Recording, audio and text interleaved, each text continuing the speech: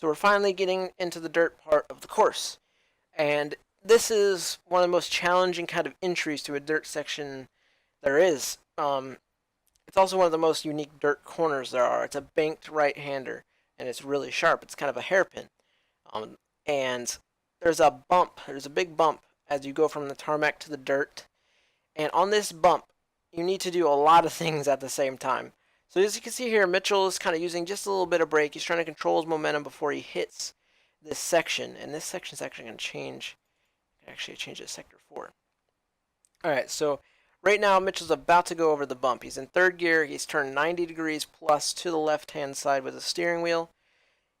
And he's going to quickly, opposite lock, stab the brake,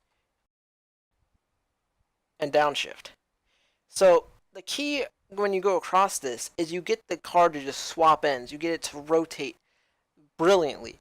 And then you just kind of use the brake to control your momentum and gently kind of slide through this section before in the center of this corner, then you start throttling up again. But this entire little bump here sets up your entry to center of this section. Like most dirt sections, you don't want to take them any wider than you need to. You want to take the shortest route you can through a dirt section. It's nothing like tarmac with how you want to take a wide entry and hit your apex right in the center, take a wide exit. With dirt, you just want to get as least amount of wheel spin as you can through the dirt and take that shortest route possible. So the key here is really to get the rotation over this bump. You hop over it, get the car to rotate in, take that shortest route, and then gently on the throttle. Don't be too aggressive. When you're in dirt sections, I see a lot of people, they just use too much throttle through the dirt and they just spin their tires too much, cost them a lot of time. It's kind of like going through rain where you just want to try to find that grip. Or I could kind of relate it to a NASCAR stock car on a road course that's really hot track conditions where there's not enough grip to full throttle. But there is tons of grip in the dirt, you think.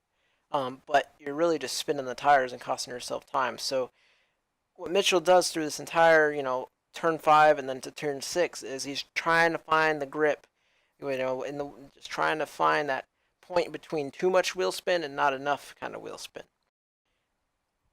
But back to the beginning of turn 5 here. I'll play it in full speed and you can actually hear the car jump and then you just hear it swap. You have to do like 3 things at once. It's really hard to pull off, but it is very, very good if you pull it off right. It gains you a lot of time.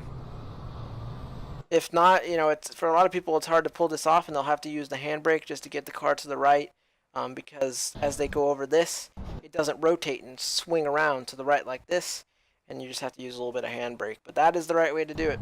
Mitchell gets it just right and then carries the speed brilliantly through the center to the exit and just really calm on the throttle. So now you're headed for turn 6, a very long left hand.